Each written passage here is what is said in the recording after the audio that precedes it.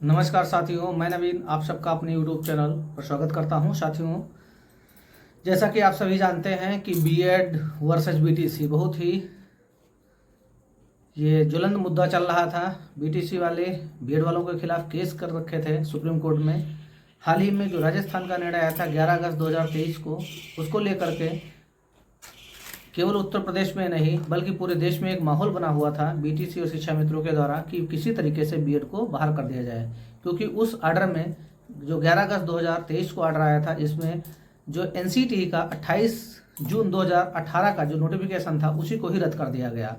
तो अभी आज जो सुप्रीम कोर्ट का ये आदेश आया है जिसमें पूरी चीज़ें क्लियर कर दिया गया है कि 28 जून 2018 का जो नोटिफिकेशन रद्द किया गया था वो वैलिड रहेगा तो किस तारीख से रहेगा, यानी 11 अगस्त 2023 को जो आर्डर आया था वो आर्डर पीछे से लागू होगा या आगे से लागू होगा। इसी को लेकर के कई राज्यों ने याचिकाएं कर रखी थी। उसमें मध्य प्रदेश ने एक क्लेरिफिकेशन याचिका दायर की थी, उसमें अभी हाल ही में सुनवाई हुई थी जिसका आर्डर भी रिजर्व हो गया था और आज उसका आर्डर भी आ गया है।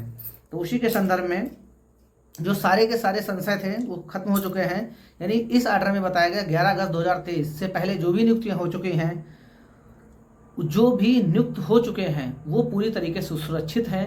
उनकी नियुक्ति को लेकर के कोर्ट ने हस्तक्षेप करने से इनकार कर दिया है और उनको कहीं ना कहीं अपने आर्डर में सुरक्षा भी प्रदान किया है कि जो 11 अगस्त 2023 के आर्डर से पहले नियुक्त हो चुके हैं वो पूर्ण रूप से सुरक्षित हैं। और एनसीटीई को और एजुकेशन अथॉरिटी को भी निर्देशित किया है कि उनको 1 साल के भीतर जो उनका एक प्रॉपर कोर्स डिजाइन करे और उनको कोर्स करवाए, जिससे कि जो बीएड वाले हैं, जो बीएड डिग्री धारक हैं, जो कक्षा 1 से 5 तक पढ़ाने के लिए जो भी योग्यता होती है उसको वो पूर्ण कर सके। तो इस प्रकार से जो कोर्ट ने अपने निर्णय में पूरी तरीके से क्लियर कर दिया गया है कि ये आर्डर कब से लागू होगा। यानी उसने स्पष्ट कह दिया है कि आर्डर ये प्रोस्पेक्टिव इन नेचर होगा। इसमें बीएड पूरी तरीके से जो चयनित हो चुके हैं वो सुरक्षित हैं, उन पर किसी प्रकार का संकट नहीं है। तो अभी हम जो सुप्रीम कोर्ट का आर्डर आया है उसको पढ़ करके आपको दिखाते हैं। तो आप हमारे वीडियो पे बने रहिए। यदि आप हमारे चैनल पर नए हैं तो चैनल को सब्सक्राइब जरूर कर लीजिएगा, यदि आप क्योंकि आप वीडियो देख लेते हैं और चैनल को सब्सक्राइब करना भूल जाते हैं। चलिए हम आपको ले चलते हैं आर्डर में क्या कुछ लिखा हुआ है। आर्डर में क्या कुछ लिखा हुआ है वो सारा कुछ हम टू द पॉइंट डिस्कस करने वाले हैं। आप हमारे वीडियो में बने रहिए। देखते हैं आर्डर को। साथियों, देख सकते हैं ये है जो अभी सुप्रीम कोर्ट का आर्डर है उसकी पीडीएफ में क्या कुछ लिखा हुआ है, हम इसके पॉइंट्स डिस्कस करने वाले हैं। जैसा कि आप जानते हैं कि बीएड और शिक्षा मित्रों को लेकर के जो कोर्ट में घमासान चल रहा था उसका अंततः एक सुखद परिणाम निकल करके आया है। चीज़ें क्लियर हो गई हैं कि आर्डर कब से लागू होगा, कौन भर्ती में रहेगा। खासकर 69,000 शिक्षक भर्ती जो उत्तर प्रदेश की थी उसको टारगेट किया जा रहा है। तो जल्दी से हम टू द पॉइंट्स डिस्कस कर लेते हैं कि आर्डर में सुप्रीम कोर्ट ने क्या कुछ क्लियर किया है। तो आप देख सकते हैं कि आर्डर अपलोड हो चुका है कि देवेश शर्मा का आर्डर है, जिसमें जस्टिस हैं अनिरुद्ध बोस जी और सुधांशु धूलिया जी, जिन्होंने आर्डर पेश किया है सरकार की तरफ से। तुषार मेहता जी सॉलिसिटर जनरल, के एम नटराजन जी, सौरभ मिश्रा जी बीएड की तरफ से, यानी बीएड मध्य प्रदेश और पूरे देश के बीएड की टीम की तरफ से कई वकील मौजूद रहे, जिसमें पीएस पटवारिया सर जी थे और भी कई वकील वहाँ पर मौजूद थे, राकेश द्विवेदी जी भी थे।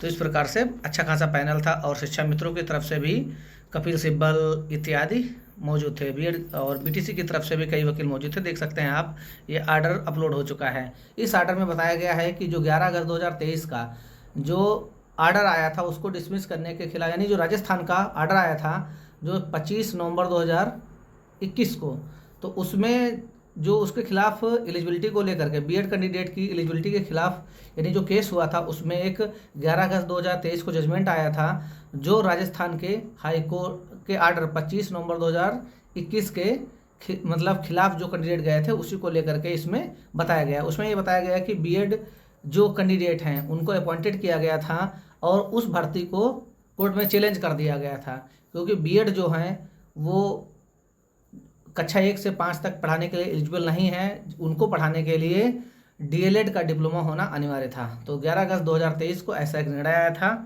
तो राजस्थान ने भी 25 नवंबर 2021 में जो केस चल रहा था उसके हिसाब से इन्होंने दे दिया था।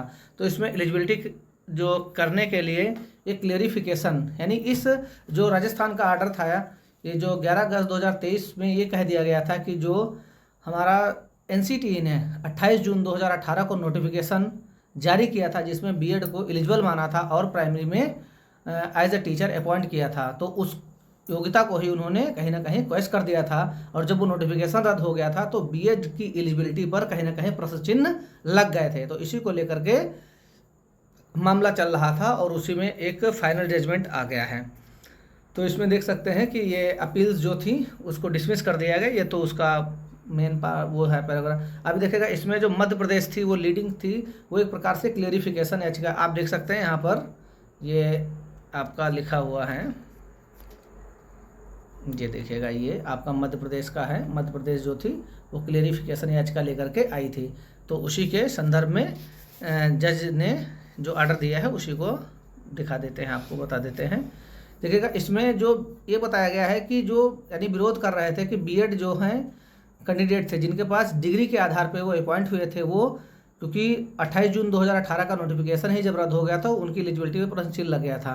तो इस आर्डर मेन यहाँ पर यह था कि जो 11 अगस्त 2018 को आर्डर आया है वो कब से लागू होगा। यदि वो 28 जून 2018 से लागू होता है तो पूरी की पूरी भर्ती और पूरे के पूरे कैंडिडेट ही इनएलिजिबल हो जाते, लेकिन उसको कब से लागू करना है ये सब चीज़ें इस आर्डर में डिस्कस की गई हैं। तो इसमें ये बताया है कि अब इसमें यानी जज और कोर्ट में जो वकीलों के माध्यम से विभिन्न प्रकार से आर्गूमेंट्स हुए हैं एलिजिबिलिटी को लेकर के, एम्प्लॉयमेंट को लेकर के, यानी इतने बड़ी संख्या में ये बीएड वाले पूरे देश में चयनित हो चुके हैं अलग अलग राज्यों से मिला करके।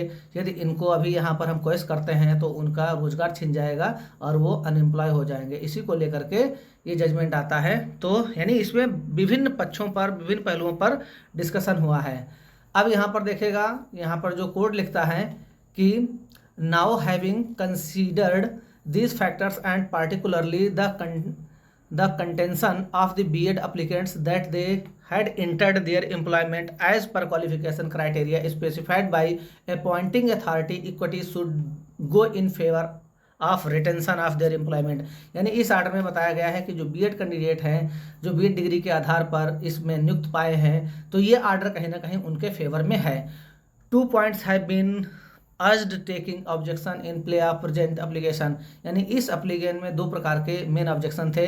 स्टेट मध्य प्रदेश जो फर्स्ट था और भी अन्य उसके साथ में क्लियरिफिकेशन चाहते थे कि जो हमारा 11 अगस्त 2023 को ऑर्डर है वो कब से लागू होगा, इसको लेकर के ही एक प्रकार से आया था। तो इसमें देखेगा कंसीडरिंग ये आपको क्लियरिफिकेशन दे दिया है। यहाँ पर एक्सरसाइज ये जो भी आर्टिकल से टेक्निकल पॉइंट्स है इस पर हम पॉइंट्स बात नहीं करते हैं, जो इसका मेन पॉइंट आता है इसमें देखेगा। यहाँ पर आप देखेगा ये जो पॉइंट है ये देखिएगा, ये पॉइंट जो है ये पॉइंट जो है in given facts we find that the question as to whether the judgment would be prospective और not was not stated by in judgment delivered on 11 August 2023 accordingly the judgment acts retrospectively unless it is specifically stated to the otherwise। यानी इस judgement में उसने बताया कि जो 11 August 2023 का judgement आया था उसमें ऐसा कहीं नहीं लिखा था कि आर्डर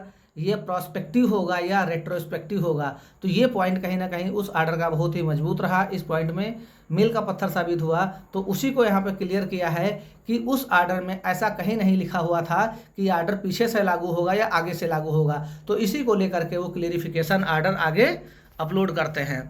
तो उसमें बताते हैं, अब यहाँ पर देखेगा कोर्ट अपना व्यू दे रहा है कि as it appears that a large number of candidates with BEd degree and already been appointed on the basis of eligibility criteria specified by the educational authority, we do not think to be equitable to effect their removal। यानी वो कह रहा है कि ऐसा प्रतीत होता है कि अलग अलग स्टेट्स में बीएड के आधार पर बहुत से कैंडिडेट्स पहले से ही नियुक्त हो चुके हैं जो एजुकेशनल अथॉरिटी के द्वारा निर्धारित योग्यता को पूरा करके आए थे। अब हम नहीं ऐसा कुछ उचित समझते हैं कि इनको बाहर कर दिया जाए, और बताते हैं कि इसी के संदर्भ में हम आर्डर डिलीवर करते हैं। जो 11 अगस्त 2023 को आर्डर आया था उसको हम प्रोस्पेक्टिव इन नेचर घोषित करते हैं। देखिएगा ये साफ साफ लिखा हुआ है बेंच 11 अगस्त 2023 सेल है प्रोस्पेक्टिव ऑपरेशन, यानी ये आर्डर होगा, ये प्रोस्पेक्टिव होगा। साथ साथ इसमें एक बहुत इंपॉर्टेंट और आया है, but prospective operation of this judgment shall be only those candidates who were appointed without any qualification और कंडीशंस इम्पोज्ड बाई। कहने का मतलब है ये आर्डर जो है केवल उन्हीं के लिए ही उन्हीं पर मान्य होगा जो ऐसे कैंडिडेट, बीएड कैंडिडेट जो यानी किसी अन्य प्रकार की, यानी कोई ऐसी कोई कंडीशन उनके साथ नहीं। मतलब इसका ये है कि ये जो आर्डर होगा प्रोस्पेक्टिव इन नेचर होगा, केवल उनके लिए जिनकी भर्ती किसी भी कोर्ट के अधीन नहीं थी, जिनकी भर्ती के नोटिफिकेशन को चैलेंज नहीं किया गया था। यानी 11 अगस्त 2023 से पहले जो आया था आर्डर, यानी जो भर्ती पूरी तरीके से क्लियर थी, जिन पर जो किसी भी यहाँ देखेगा any court of law and effect under their appointment would be subject to final outcome of the case. यानी ऐसी भर्ती जो कहीं कोर्ट के अधीन हो रही थी तो उन पर ये आर्डर लागू नहीं होगा, यानी ये उन भर्तियों पर लागू होगा जो किसी कोर्ट के अधीन या जिनके नोटिफिकेशन को चैलेंज ही नहीं किया गया था। तो इस प्रकार से कोर्ट ने क्लियर कर दिया है कि जो कैंडिडेट पहले से ही नियुक्त हो चुके हैं, जिनकी भर्ती पूरी तरीके से कोर्ट के अधीन नहीं रही या उनके नोटिफिकेशन को चैलेंज नहीं किया गया था, वो पूरी तरीके से सुरक्षित है। लेकिन ये आर्डर उन पर लागू नहीं होगा जिनके नोटिफिकेशन को पहले से ही चैलेंज था या जो किसी कोर्ट के आर्डर के अधीन भर्ती हुई थी या अंडर प्रोसेस हैं, उनके लिए ये अप्लीकेबल नहीं होगा। तो इसमें बीएड कैंडिडेट और इन्होंने और देखेगा साफ साफ यहाँ पे कोर्ट ने कहा है, the service of only such candidate shall not be disturb because of this judgment. It make it clear that the benefit of only for the candidates who appointed prior to the date of judgment was delivered on 11 August 2023। यहाँ पर court ये कह रहा है कि उन candidates की service को डिस्टर्ब नहीं किया जाएगा जो 11 अगस्त 2023 के आर्डर से पहले ही अपॉइंटमेंट पा चुके हैं। सच कैंडिडेट्स और their participation in the process will not entitled for benefits under the present order. कहने का मतलब है कि जो पहले से नियुक्त हो चुके हैं उनकी सर्विस को डिस्टर्ब नहीं किया जाएगा, लेकिन जो किसी भी कोर्ट के अधीन है या जिनकी अंडर प्रोसेस है उनको ये बेनिफिट नहीं मिलेगा।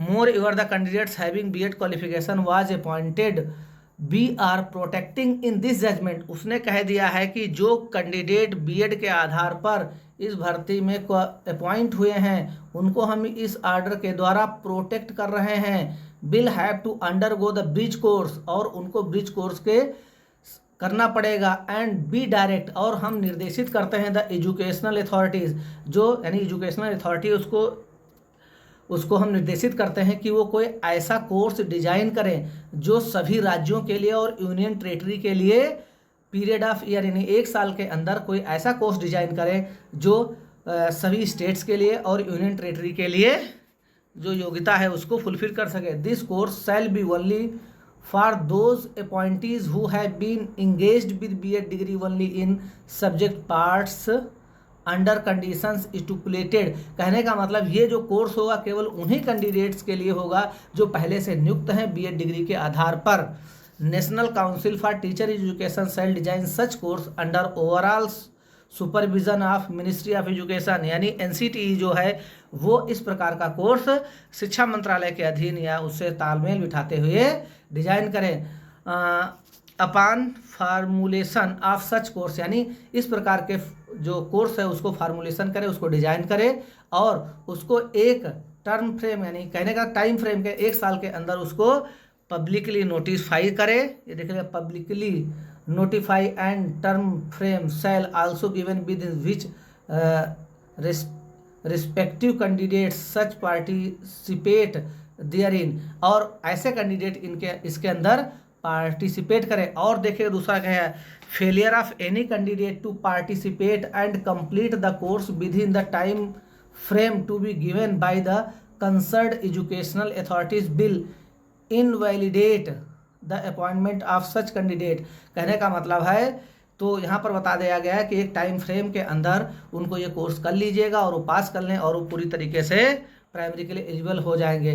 तो इस प्रकार की डायरेक्शंस दे दिया है और अपने आर्डर में उसने साफ साफ कह दिया है कि ये जजमेंट जो है ऐसे बीएड कैंडिडेट्स को प्रोटेक्ट करता है जिनका नोटिफिकेशन किसी भी कोर्ट के अधीन नहीं था या जिनके नोटिफिकेशन को चैलेंज नहीं किया गया था, जो 11 अगस्त 2023 के आर्डर से पहले नियुक्त हो चुके हैं, वो पूरी तरीके से इस भर्ती में सुरक्षित हैं। तो आप आर्डर के जो मेन पार्ट्स हैं, अब क्या है कि 69,000 शिक्षक भर्ती, चाहे उत्तर प्रदेश की हो या ऐसी कोई भर्ती चाहे केंद्रीय विद्यालय की हो या नवोदय विद्यालय की हो, जो 11 अगस्त 2023 से पहले ही टीचर्स अपॉइंट हो चुके हैं, उनकी योग्यता पर अब किसी प्रकार का प्रश्न नहीं है और उनकी भर्ती किसी भी विवाद में फंसने वाली नहीं है। बस NCTE को 1 साल के अंदर ऐसा कोई कोर्स डिजाइन करें जो बीएड को प्राइमरी के जो यानी जो उसकी अभी योग्यता जो होनी चाहिए प्राइमरी में, उसको फुलफिल कर सके, ऐसा निर्देशित कर दिया है कोर्ट ने। और साफ साफ उसने बीएड जो अपॉइंटमेंट टीचर्स हैं उनको कहीं ना कहीं प्रोटेक्ट कर दिया अपने आर्डर में। तो ये आर्डर जो है बीएड वालों के लिए बहुत ही राहत भरा है। लेकिन इन फ्यूचर अब यहाँ पर एक प्रश्न ये उठता है, क्या ऐसे कैंडिडेट जिनका सिलेक्शन प्रोसेस अंडर प्रोसेस है, क्या वो बीएड वाले यहाँ पर चयनित हो पाएंगे? तो इस आर्डर के अकॉर्डिंग अब उनका चयन बिल्कुल भी नहीं हो पाएगा, क्योंकि भर्ती अगर किसी अंडर प्रोसेस है या किसी विवाद में है तो उनका सिलेक्शन होना यहाँ पर इम्पॉसिबल है।